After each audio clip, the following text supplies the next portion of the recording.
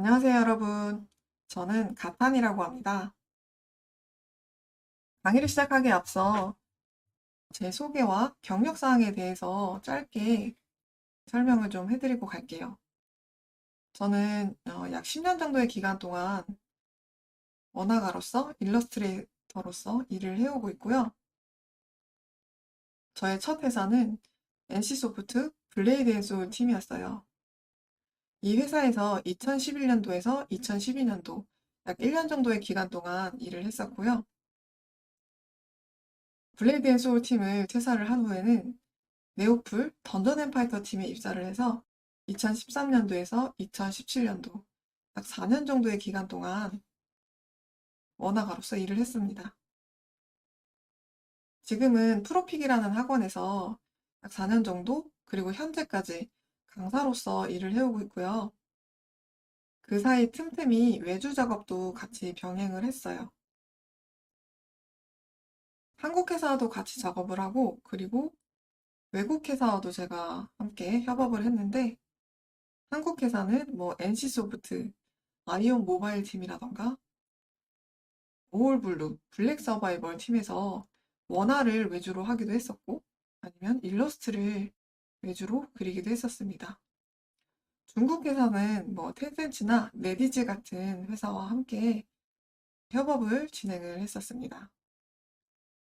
지금은 그렇게 강사와 프리랜서를 같이 진행을 하고 있는데 저는 많은 회사들을 다닌 건 아니었어요. 회사는 총 두 군데를 다녔는데 그중에 네오플이라는 그 회사에서는 좀 오래 일을 했었어요.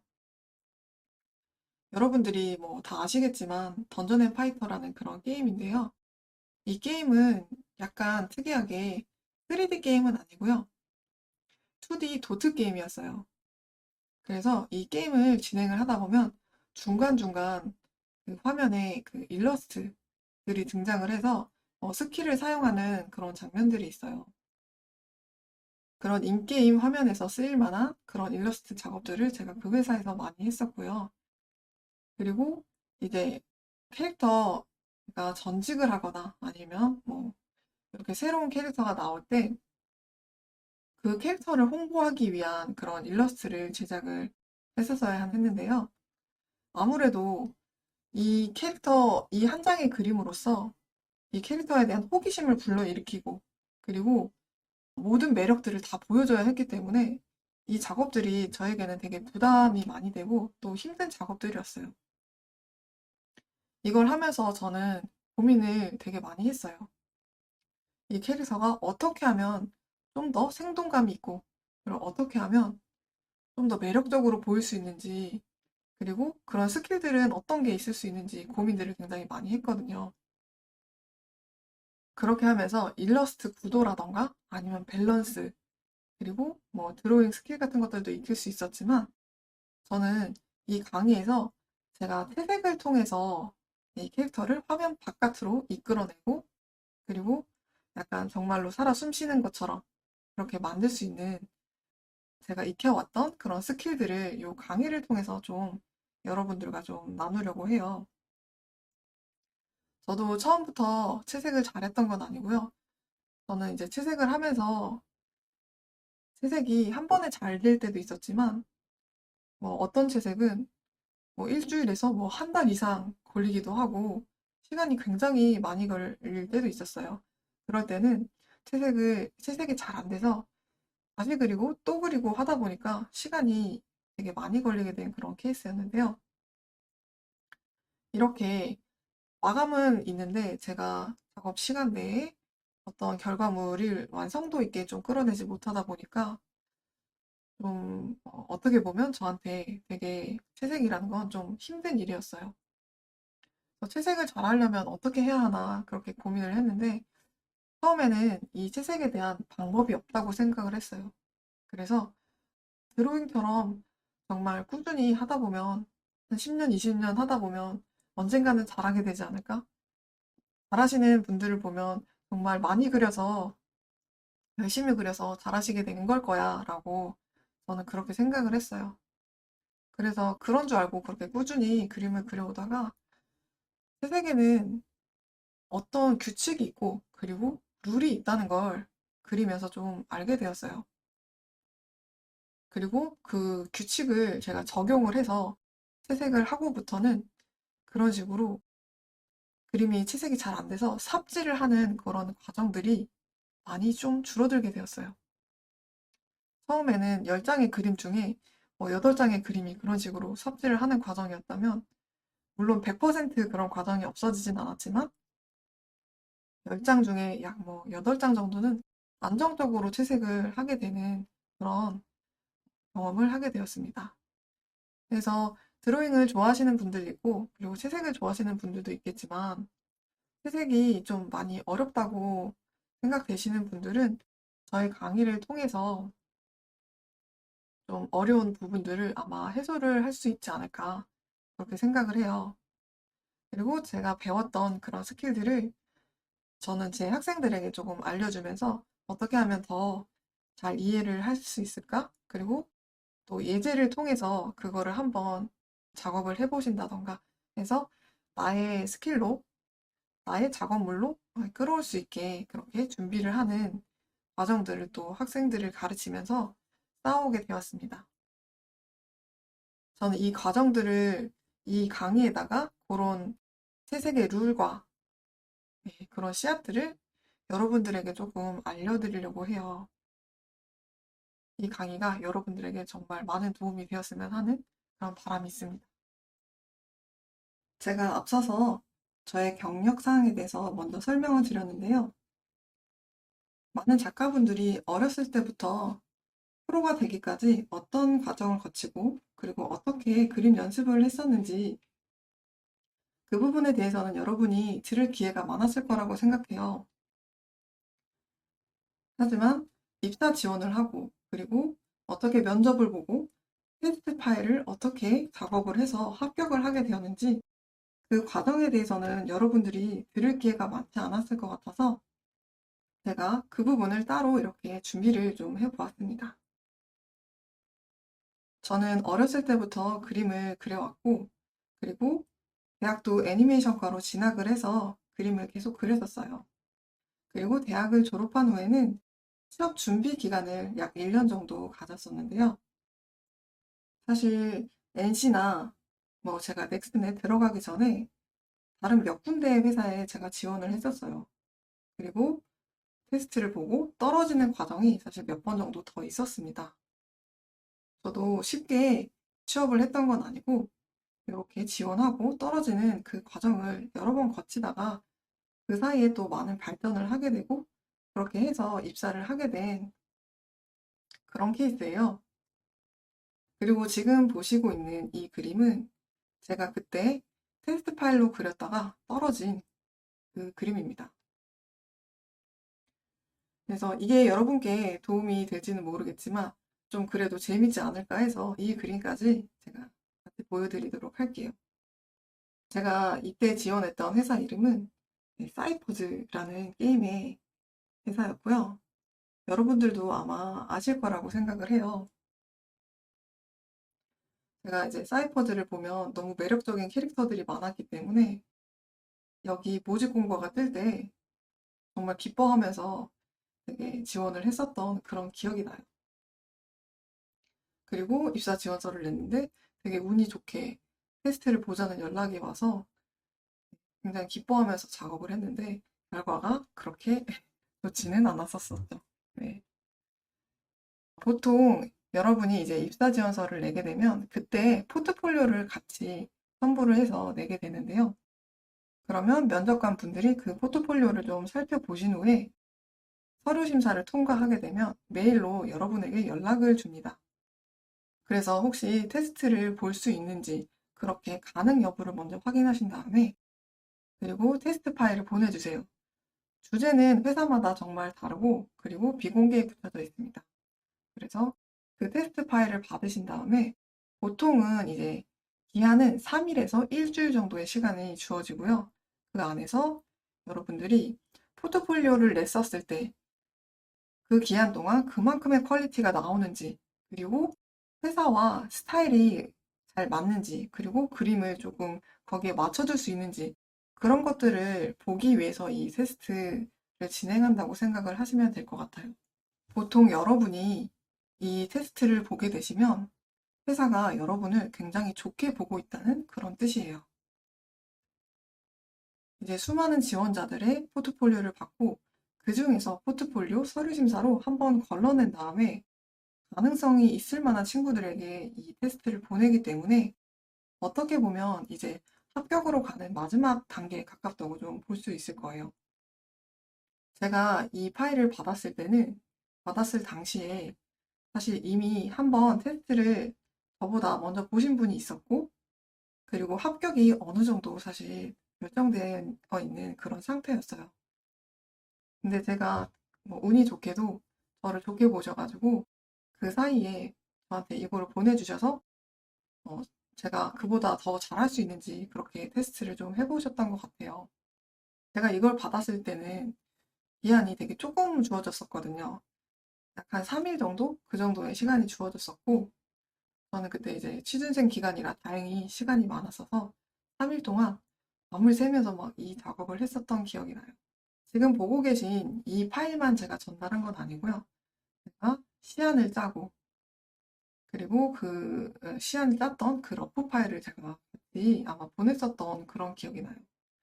근데 제가 이거를 그 러프 파일을 여러분께 보여드리지 않는 건 그 러프가 굉장히 별로였기 때문에 아마 그렇기 때문에 제가 조금 떨어진 게 아닌가라는 그런 생각도 좀 들어요. 그때는 어떤 주제를 주셨었냐면 사이퍼즈 내에 나올 만한 그런 캐릭터를 그려보아라 라는 주제를 제가 받았었던 것 같아요. 오히려 그려야 될 게 굉장히 확실하고 그리고 뭐 좀 기획이 정해져 있다면 더 쉬운 테스트가 될 수도 있어요. 저는 여기에다가 이제 그 캐릭터에 대한 기획도 같이 진행을 해야 된다는 뜻으로 받아들여서 이 캐릭터의 속성과 그리고 성격, 스토리까지 같이 만들었고 그거를 러프를 짤 때 한 개가 아니고 그 두 개의 캐릭터 모두 다 그 캐릭터의 스토리하고 캐릭터 성격 이런 것들을 같이 짰었던 기억이 나는 것 같아요. 그것도 같이 해야 돼서 시간이 많지 않았었는데 마음이 많이 조급했던 것 같아요. 지금 여기 오른쪽에 보시면 제가 이렇게 저의 그 그림에 대한 컨셉과 설정을 적어 놓은 걸 보실 수 있을 거예요. 저는 백발의 흑인 피부 캐릭터, 그리고 아이스 계열을 사용하는 컨셉이고, 이렇게 파이터 느낌의 캐릭터, 그리고 약간 챔피언이나 뭐 투사 이런 거칠고 터프한 그런 특징을 이 캐릭터에다가 같이 복합을 해서 그리고 성격도 이 아래에다가 같이 적어서 성격은 도도하면서 다혈질적인 면을 가지고 있다. 그리고 남성상은 내조잘하는 남자. 지금 들어보니까 굉장히 재밌네요. 네, 이래서 약간 여성적이기보다는 굉장히 남성적이고 그리고 터프하고 그런 매력을 가진 캐릭터를 제가 그려내려고 이렇게 설정까지 다 적어서 테스트 파일을 냈었던 기억이 나요. 굉장히 아쉽게도 저는 이때 떨어졌지만 재미있는 사실은 이 사이퍼즈라는 게임이 네오프릴이라는 회사에 속해 있는데 거기에서 나온 게임이 던전 앤 파이터예요. 그래서 저는 이제 NC소프트에 들어갔다가 이후에 다시 어떻게 보면 네오플에 취업을 하게 됐었죠. 그래서 처음에는 이 회사에 떨어진 게 굉장히 속상하고 그랬는데 열심히 노력을 하다 보니까 또 그리고 제가 이 회사에 떨어지지 않았다면 오히려 이제 사이퍼즈 팀 말고 던파에 들어갈 기회를 얻지 못했을 것 같아요. 그래서 여러분도 취업 준비를 하면서 많이 시도를 하고 아마 많이 떨어지실 거예요. 네, 그 과정들이 어떻게 보면 다 여러분에게 필요한 과정이라고 저는 생각을 해요. 사이퍼즈 테스트를 마친 뒤에 저에게 되게 좋은 기회가 하나 생겼어요. 그 기회는 제가 일반적으로 입사 지원서를 넣고 테스트를 봐서 합격하는 그런 경로와는 전혀 다른 방식으로 저에게 오게 되었는데요. 저는 대학생 때부터 운영하던 블로그를 하나 가지고 있었고 그 블로그에 꾸준히 그림을 올리고 있었는데요.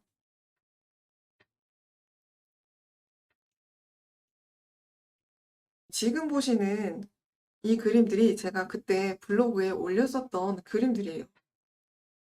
이렇게 외주를 대학생 때 틈틈이 했었던 것들도 올려오고 있었고요.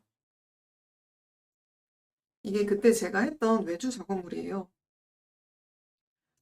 그리고 개인작들도 블로그에 올려오고 있었는데 저의 그림을 보신 블레이드 앤 소울 팀장님께서 저를 좀 좋게 보셔가지고 저에게 따로 메일로 혹시 좀 볼 수 있겠냐고 연락을 주셨어요. 연락을 받고 이제 제가 면접을 보러 가서 하나의 제안을 받게 되는데 제안은 제가 입사를 정식으로 하는 게 아니고 일단 아르바이트로 먼저 3에서 6개월 정도 일을 해보고 그리고 제가 적응을 잘 하고 팀의 아트와 잘 맞는지 아니면 그렇지 않은지 보고서 제가 잘하면 그때 이제 정식으로 입사를 하는 방향으로 하는 게 어떻겠냐는 그런 제안이었어요. 저는 그때 취업 준비생 입장이었고 NC소프트를 내가 감히 들어갈 수 있을 거라고 생각을 안 했었기 때문에 그런 식으로 제안을 해주신 게 저한테는 굉장히 엄청난 일이었어요. 그리고 이런 식으로도 아, 연락이 오는구나 하고 신기한 마음도 들고 믿기지가 않는 뭐 그런 기분이었어요. 그래서 저는 그 제안을 수락해서 회사에서 이제 아르바이트로 근무를 하게 되었는데 이때 들어가기 전에 제가 정식으로 테스트를 받은 건 아니었어요. 이 팀의 특성상 디자인이 굉장히 중요했고 그 디자인은 좀 한 장의 테스트로는 가능성을 발견하기가 어려운 상황이었기 때문에 어떻게 보면 그 아르바이트라는 3개월에서 6개월 기간이 저에게는 좀 테스트 기간과 다름이 없는 그런 상황이었어요. 3개월 동안 저는 이제 불소의 디자인에 대해서 정말 많은 것들을 배웠고요. 이게 제가 그 당시에 불소에서 작업을 했었던 그 작업물이에요. 여기에 4개의 원화가 있는데 이걸 제가 전부 다 작업을 한 건 아니고 여기 뒤쪽에 곤족이라는 이 캐릭터가 있는데 이 곤족의 원화만 제가 작업을 했고 이걸 바탕으로 이렇게 3D 작업물이 나오게 되었습니다. 불소는 3D 게임이었고 정말 그 안에서 많은 코스튬이 좀 필요한 게임이었어요. 그 디자인 자체가 굉장히 유니크했기 때문에 특별한 디자인 스킬들이 많이 필요했어요. 그 스킬들을 제가 이렇게 처음부터 알고 있었던 건 아니고 그리고 의상 디자인을 하면서 배웠던 것도 아니고 이제 처음에 그 아르바이트 기간 동안 무기를 하면서 아, 이 사람이 이 디자인 그 스킬들을 잘 적용할 수 있는 센스가 있는지 그런 것들을 보고 테스트하고 이 불소의 디자인 강약이라던가 그 흐름을 제가 배우고 나서 그 후에 이제 정식으로 입사가 진행이 되었고 그때부터 이제 사람들을 그리면서 캐릭터를 그리면서 원화 디자인을 배워나가는데요. 이 처음에는 제가 신입이라서 메인 디자인을 했던 건 아니고 이제 파트장님이나 팀장님이 메인 디자인을 하시면 제가 그 디자인을 보고 캐릭터 종족에 맞춰서 그리고 체형에 맞춰서 그 디자인을 약간 변형을 한다던가 그런 식으로 바리에이션 작업을 했었고 지금 보시는 이 작업물도 그 바리에이션의 결과물이에요. 어떻게 보면 제가 NC에 이렇게 입사했던 과정들이 일반적인 과정은 좀 아니었던 것 같아요. 이런 식으로 SNS를 보고서 컨택을 주신다던가 그리고 테스트도 한 번의 테스트가 아니라 아르바이트 형식으로 어느 정도의 기간 동안 내가 잘할 수 있는지 나의 가능성을 좀 테스트 해본다던가 이렇게 여러 방식으로 입사가 진행이 되는 경우도 있는 것 같아요. 이런 경우가 그렇게 드물지 않기 때문에 저는 여러분들께 여러 가지 가능성을 열어둘 수 있게 준비를 하라고 말씀을 드리고 싶어요. 특히나 SNS, 그리고 트위터에 여러분이 그림을 그릴 때마다 조금씩 조금씩 계속 올려서 홍보를 하시는 걸 추천드려요. 회사가 여러분을 발견할 수 있는 경로를 많이 만들어주세요. SNS뿐만 아니라 공모전도 뭐 가능하시면 참가를 좀 해보시고 활동을 좀 많이 하셔서 여러분의 존재를 꼭 알리실 필요가 있다고 생각해요. 이제 원화가로서는 어떤 그림들을 그리게 되는지 제가 학생들에게 많이 받았던 그런 질문들에 대해서 짧게 조금 얘기를 해드리고 넘어가려고 이 부분을 좀 준비를 해봤어요. 앞서서 제가 뭐 NC소프트하고 던전앤파이터를 얘기를 드렸는데 NC소프트 같은 경우는 3D 게임이고 그리고 던전앤파이터 같은 경우는 2D 도트 게임이에요. 그래서 두 군데가 하는 일이 좀 많이 달랐어요. 보통 3D 게임 회사 같은 경우는 캐릭터를 그린다기보다는 의상 디자인을 하는 거에 좀 가깝다고 생각을 하시면 될 것 같아요. 보통 개발 초기 같은 경우에는 들어가서 캐릭터 디자인도 하고 캐릭터 개발도 같이 진행을 하는데 개발 초기가 아니라 어느 정도 진행이 됐을 때는 이렇게 3D 바디가 나와 있는 상태에서 여러분이 작업을 하셔야 될 거예요. 그리고 이 위에다가 아마 의상을 입히시게 될 겁니다. 그 안에서 쓰이는 수많은 코스튬들이 있기 때문에 그거를 그려야 되는 작업물의 양이 굉장히 많아요. 그래서 효율적으로 하기 위해서 이 3D 바디 위에 그대로 그려서 옷을 만든다던가 그런 식으로 작업을 하는데 예외적으로 어떤 회사에서는 이렇게 3D 바디 위에 의상을 입히지 않고 캐릭터를 그리고 의상을 그려서 어떻게 보면 일러스트와 다름없는 작업을 하는 경우도 있어요. 그 대표적인 게 제가 처음에 입사를 했던 블레이드 앤 소울 그 팀이었어요. 그 팀에서는 3D에다가 입히는 게 아니고 이런 식으로 캐릭터를 그리고 그 위에 의상을 같이 디자인하는 이런 식으로 작업을 해서 완료가 되었을 때는 일러스트 한 장이 나오는 그런 상황이 되도록 했었던 것 같아요. 이때도 바쁠 때는 그냥 3D 바디 위에다가 이제 그려서 그리고 중요하지 않은 캐릭터일 경우에 메인 디자인이 아닌 경우에는 그때도 이제 3D 위에다가 옷을 입힌다던가 그렇게 작업을 했었던 것 같아요. 그러면 이제 이렇게 의상을 그리고 그리고 이 의상에 관련된 시트 작업을 해요.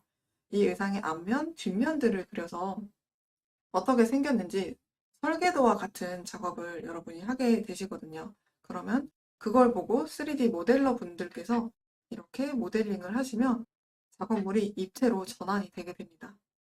이렇게 결과물이 나오는 걸 보게 되는 게 굉장히 재밌어요.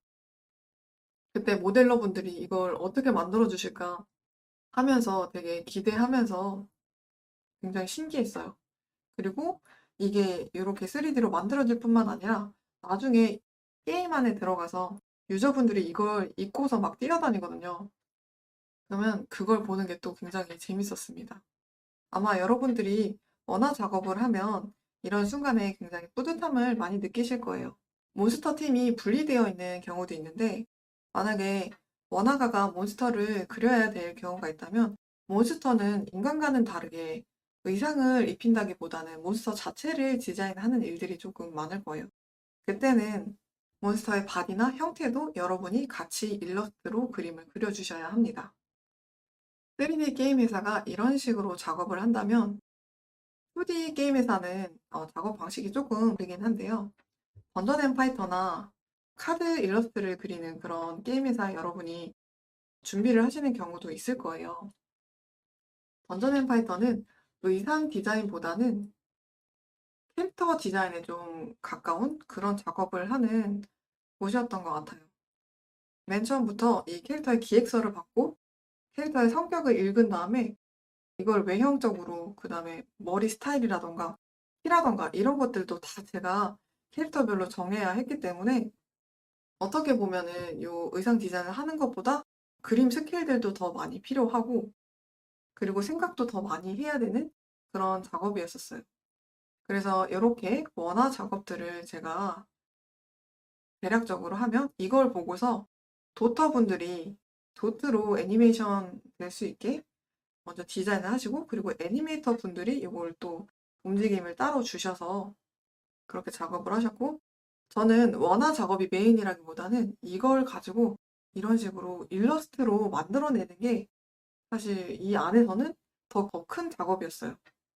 이 일러스트를 가지고 홍보를 하고 그리고 사람들이 이 새로운 직업군에 대해서 호기심을 가지게 했었어야 됐기 때문에 사람을 그리는 것뿐만 아니라 상황 설정을 하고 일러스트에 이 구성 요소를 어떤 걸 넣을지, 화면 구성, 이런 것들도 능력으로서, 스킬로서 조금 많이 필요했어요. 그 덕에 저는 뭐 평생 그려보지 않을 뭐 박쥐도 그려보고, 배경도 그려보고, 로봇도 그려보고 되게 다양한 그림들을 좀 많이 그려봤던 것 같아요. 이런 쪽으로 여러분이 입사를 준비를 하시거나 그림을 그리시고 싶다면 의상 디자인 스킬보다는 인체를 그리는 능력이라던가 혹은 유저분들이 얼굴의 외형에 되게 호감을 많이 느끼기 때문에 캐릭터의 얼굴이나 표정을 예쁘게 그리는 걸 여러분이 연습할 필요도 좀 있고, 그리고 이 일러스트가 굉장히 여러 군데에 쓰이기 때문에 이 일러스트의 완성도, 예, 뭐 채색이라던가 뭐 일러스트 완성도, 그런 것들도 여러분들이 좀 준비를 하셔야 될 거예요. 어떻게 보면 이 3D 게임과 이 2D 게임에 필요한 요소들이 굉장히 다르다고 할 수 있을 것 같아요. 비슷한 부분도 있는 것 같은데 좀 다른 부분들도 많긴 하죠. 이 질문 외에도 제가 많이 받은 질문들을 몇 개 더 이야기를 해드리려고 해요. 포트폴리오는 얼마나 만들어야 하는지, 이 부분에 대한 질문도 좀 많이 받았는데요. 우선 저는 오래돼서 기억이 확실하게 나진 않지만 한 10장 정도의 작업물을 냈었던 것 같아요. 그리고 그 10장에는 캐릭터도 있지만 배경도 포함이 되어 있었고, 이런 식으로 좀 다양하게 그 포트폴리오를 준비를 했는데, 그렇다고 뭐 배경이나 몬스터가 꼭 들어가야 하나요? 라고 물어보시는 분이 있어요. 근데 내가 배경을 잘하면 플러스가 될 수 있겠지만, 배경을 잘 못하는데 그걸 넣는다면 오히려 마이너스가 될 수 있는, 그렇게 되기 때문에 꼭 그런 것들을 넣으실 필요는 없어요. 하지만 필수적으로는 캐릭터가 여자와 남자 캐릭터가 두루두루 있어야 되는데, 여자 캐릭터만 있다던가 남자 캐릭터만 있다던가 이런 식으로 사람에 대해서는 어느 정도 편차나 아니면 그림 밸런스가 한쪽으로 너무 쏠려 있지 않도록 여러분이 조절을 좀 해주실 필요가 있어요. 어떤 분들은 여자를 잘 그리고 어떤 분은 남자를 잘 그리겠지만 연습을 통해서 이게 균형을 가지도록 조금 만들어주시고, 그리고 여자 캐릭터와 남자 캐릭터뿐만 아니라 어린아이 캐릭터, 로리 캐릭터겠죠? 쇼타나 이런 캐릭터나 아니면 나이 든 캐릭터, 그리고 체형이 덩치가 되게 큰 캐릭터, 이런 캐릭터들을 여러분들이 이제 추가적으로 조금 준비를 해주시는 게 좋아요. 왜냐하면 게임 내에서는 되게 다양한 종족들이 있고 그 종족들의 체형이 다 다르기 때문에 여러분들이 이렇게 일반적인 여자, 남자 캐릭터만 그릴 일들이 아마 흔치는 않을 거예요. 그래서 NPC를 그리신다던가 아니면 전혀 다른 종족을 그리신다던가 그렇게 되기 때문에 이런 부분의 체형들도 여러분이 그릴 수 있게 준비를 해두시는 게 좋아요. 그래서 이것들을 다 여러분이 그리시게 되면 아마 하나의 파티를 구성을 하시게 되실 거예요. 검사, 소환사, 성직자, 화를 댄 공수 캐릭터라던가 이런 식으로 하나의 큰 파티를 구성을 하시게 될 텐데, 이렇게 하시면 한 5장 정도의 그림이 나오시게 될 거예요. 이런 식으로 한 세트를 작업을 하시거나 혹은 두 세트를 작업을 하시게 되면은 한 10장 정도의 그림이 나오게 되겠죠. 저는 이 정도의 포트폴리오를 여러분이 구성을 하시는 걸 추천드립니다. 여기에다가 여러분이 이제 만약에 잘 하신다면 뭐 몬스터를 추가를 하신다던가 배경을 넣으신다던가 이렇게 해서 포트폴리오의 구성을 다양하게 만들어 두시면 아마 더 이제 좋은 결과가 있지 않을까 하는 그런 생각을 해봅니다.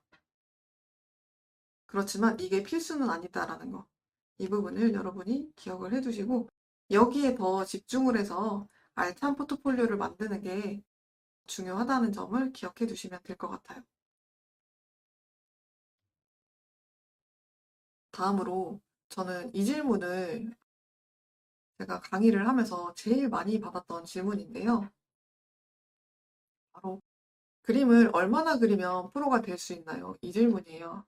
아마 강의를 보시고 계신 여러분들도 이 부분이 조금 궁금하실 거예요.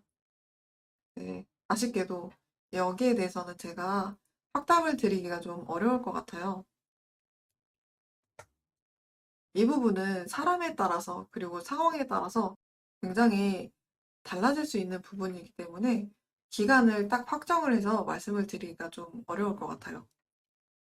그림을 처음 시작하시는 분들이라면 한 1년 내에 사실 취업을 하기가 조금 어려울 수 있어요.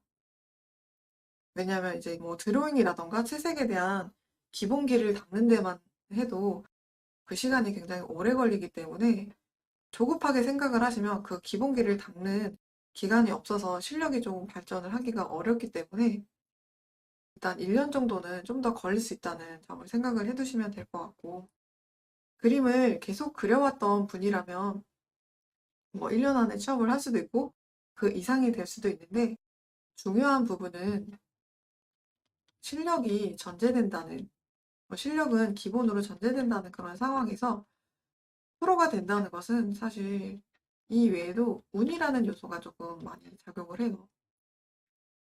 그리고 타이밍, 이 부분도 많이 중요할 거예요. 회사의 타이밍과 나의 타이밍이 잘 맞아야 해요. 내가 모든 부분이 다 준비가 되어 있어도 회사가 준비가 되어 있지 않거나 아니면 사람이 필요하지 않은 상황에서는 내가 회사에 들어가기가 조금 힘들겠죠. 반대로 나는 준비가 되어 있지 않은데, 나는 뭐 사람도 잘 못 그리고 잘 못 그리는데 내가 메카닉만 되게 잘 그리는 상황이에요. 근데 회사에서는 사람보다는 메카닉을 잘 그릴 그런 인재가 필요하다면 지금 이 사람을 아마 뽑아서 프로로 일을 할 수 있게 그렇게 해주겠죠. 이런 식으로 운과 타이밍이 굉장히 중요하기 때문에 이 부분에 대해서는 내가 프로가 되는 시간이 좀 길어진다던가 그렇게 되더라도 좌절을 한다던가 하지 마시고, 나를 꾸준히 준비시킨 상태에서 회사의 이력서도 많이 넣고, 그뿐만 아니라 제가 처음에 말씀드렸던 여러 가지 경로를 좀 열어두는 게 좀 필요해요. 이 타이밍도 타이밍인데, 이런 순간에 회사가 여러분을 발견을 하려면 여러분이 스스로를 계속 오픈을 해두시고 홍보를 해둘 필요가 있기 때문에 제가 앞서 말씀드린 그런 통로들을 만들어 두시는 게 조금 필요할 것 같아요. 몇 가지 질문들에 대해서 제가 좀 답을 해봤는데요. 다음은 저희 이번 강의를 통해서 어떤 걸 배우게 될지 제가 짧게 좀 설명을 해드리고 가려고 해요. 저희 강의는 드로잉에 관계된 강의보다는 채색을 어떻게 좀 쉽게 하고, 그리고 채색 이론을 그림에 어떤 식으로 적용하는지, 채색의 완성도를 뽑아내는, 그리고 빛을 어떤 식으로 사용해서 효과적으로 입체감을 드러내는지 거기에 관련된 강의에 가까울 거예요. 하지만 채색만으로는 일러스트를 완성시킬 수 없기 때문에 채색을 좀 더 효과적으로 할 수 있는 그런 기초, 기본이 되는 드로잉을 함께 배우게 될 것 같아요. 드로잉을 배우시기 전에 일단 포토샵을 처음 해보신 분들도 있으실 것 같아서 저희 포토샵이 좀 많은 기능들을 사용을 하진 않아요. 저희가 쓰는 기능들은 사실 몇 개 없기 때문에 그런 기능들만 골라가지고 포토샵 기초에 대한 설명을 먼저 하고 갈 것 같아요.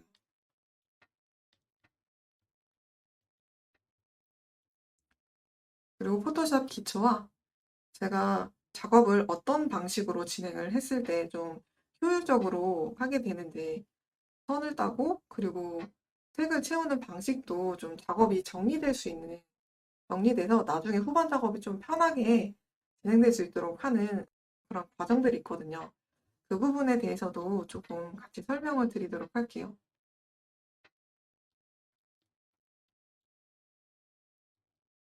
이게 완료가 되면 드로잉에 가장 기본되는 것이 아마 선일 거예요. 이 선을 잘 못 쓰게 되면 그림이 되게 거칠고 그리고 형태 정리가 조금 잘 안 되게 돼요. 이런 고민을 가진 분들도 있으실 것 같아서 선을 어떤 식으로 좀 써야지 그림이 유연하게 나오는지, 그리고 힘들이지 않고 그 드로잉을 부드럽게 뽑아낼 수 있는 그런 선에 대한 제가 얘기를 조금 할 것 같고요. 그리고 모든 드로잉의 기본은 여러분도 아실 것 같지만 크로키가 기본이 될 거예요.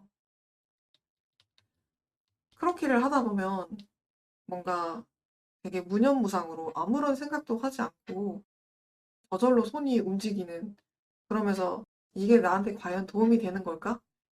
이렇게 생각을 하지 않고 손만 움직이는 그런 크로키를 하는 경우들이 많은 것 같아요. 그래서 저는 이제 아직도 그림을 그리기 전에 크로키로 어느 정도 손을 풀고 작업에 들어가거든요.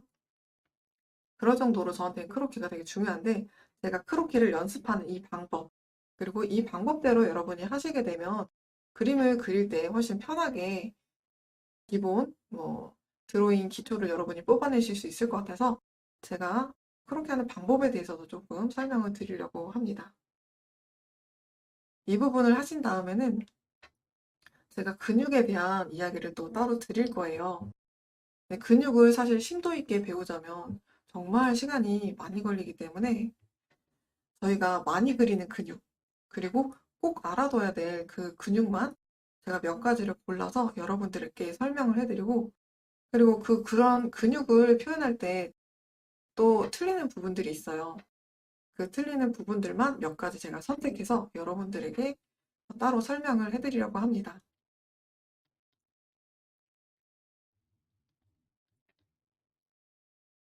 그리고 이제 근육을 공부하신 후에는 본격적인 드로잉을 저랑 함께 진행을 해보실 거예요. 드로잉을 이제 뭐 얼굴이라던가 머리카락, 그리고 도형으로 인체를 잡는다던가, 그리고 뭐 데포르메를 하시면서 인체를 유연하게 그리고 외곽 라인이나 이런 것들도 조금 부드럽게 뽑아내는 법, 그리고 여러분이 인테를 투시를 하실 때 인테에다가 정말 이제 투시해서 정확히 그리는 거 중요하다고 생각하시는데, 그거보다는 인테에는 투시가 들어가는 순간에 생략이 되는 그런 부분들이 많아요. 그래서 그런 투시와 생략 부분들, 그런 거에 대해서도 제가 조금 설명을 드릴 것 같고요. 그리고 제가 강사를 하면서 학생들이 많이 공통적으로 틀리는 부분들을 좀 알게 됐어요. 그래서 그런 부분들은 제가 먼저 여러분들에게 조금 알려드리면 나중에 조금 실수하는 부분들이 좀 줄어들지 않을까 하는 생각에서 그런 부분들, 이 부분도 포인트만 집어서 여러분들께 드로잉을 설명을 해드리려고 합니다. 그렇게 인체 데포르메, 그리고 인체 드로잉 포인트, 이런 부분들을 설명을 해드리고, 그 후에 이제 본격적으로 채색을 위한 드로잉을 여러분들께 좀 얘기를 드리려고 해요. 이 부분은 채색을 했을 때 훨씬 더 그 입체감을 돋보이게 할 수 있는 그런 드로잉 스킬이라고 할 수 있을 것 같아요. 이거는 여러분이 쉽게 고칠 수 있는 것들이고, 조금만 노력하면 습득할 수 있는 부분이라서 어떻게 생각하면 저의 팁에 가까운 그런 강의가 될 것 같아요. 그렇게 입체 드로잉, 이 부분도 함께 배워보도록 하겠습니다. 이렇게 드로잉에 대해서 배우신 후에는 이제 본격적으로 채색에 대해서 여러분이 배우시게 되실 거예요. 저는 채색을 하는 5가지 단계가 있는데요. 저는 모든 채색을 할 때 천을 채색을 하던 아니면 뭐 금속을 하던 머리카락을 할 때도 이 5단계를 지켜서 채색을 하거든요. 이 단계는 그런 식으로 모든 재질에 공통적으로 적용이 되기 때문에 이 단계들을 여러분들이 알아두시면 좀 더 편하게 채색을 하실 수 있으실 거예요. 이 단계를 알기 전에 먼저 색상 기초 이론에 대해서도 제가 좀 설명을 해드릴 거예요. 그래서 색에 대한 기초적인 그런 부분을 잘 모르시는 분들도 함께 따라올 수 있도록 제가 준비를 좀 해드리려고 해요. 기초 채색 이론,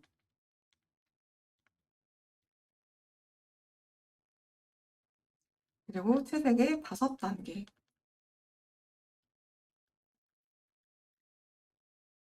이 부분을 저와 함께 배우시고, 그리고 채색의 5단계보다 중요한 부분이 있는데요. 빛을 정확하게 표현하는 법이에요. 이 부분은 사실 한 번에 된다기보다는 여러 번 조금 연습이 필요한 그런 과정인데요. 이걸 연습할 수 있도록 제가 예제도 함께 제공을 해드리고, 그리고 사진을 보고서 이렇게 빗 연습을 하게 되는데요. 그런 사진을 고르는 법과 그리고 그 사진을 보정을 통해서 내가 연습하기 편한 그런 작업물로 만들고, 그리고 그렇게 빗을 채색하는 방법을 내 그림에 적용시킬 수 있도록 제가 또 예제를 따로 준비를 해서 여러분이 익숙해질 수 있게 그렇게 하려고 합니다.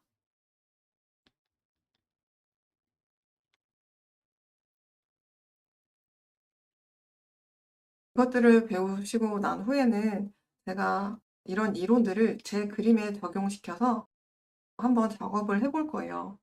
그리고 이 파일들을 여러분들께 제공을 해드리면 여러분도 한번 채색을 해보시고, 그리고 본인의 그림에도 이런 식으로 채색 단계를 거쳐서 작업을 해서 적용을 시킬 수 있도록 그렇게 하게 될 텐데요. 이거를 이 채색 강의를 여러분들이 듣고 나시면 좀 더 채색을 하시는데 어려움이 적어지지 않을까 하는 그런 생각을 합니다. 제가 채색을 하는 스킬과 노하우를 전부 이 강의에서 알려드리려고 하고 있어요. 여러분들이 잘 따라와 주시면 좋을 것 같아요. 그리고 마지막으로 그림을 그릴 때 이런 식으로 이론과 강의도 중요하지만 마인드도 많이 중요하거든요. 그리고 지칠 때 나를 어떻게 컨트롤을 하는지, 그리고 나의 작업 환경을 어떤 식으로 세팅을 해야 내가 집중을 잘할 수 있는지, 본인이 의지만 가지고서는 사실 그림 그리기가 쉽지는 않아요.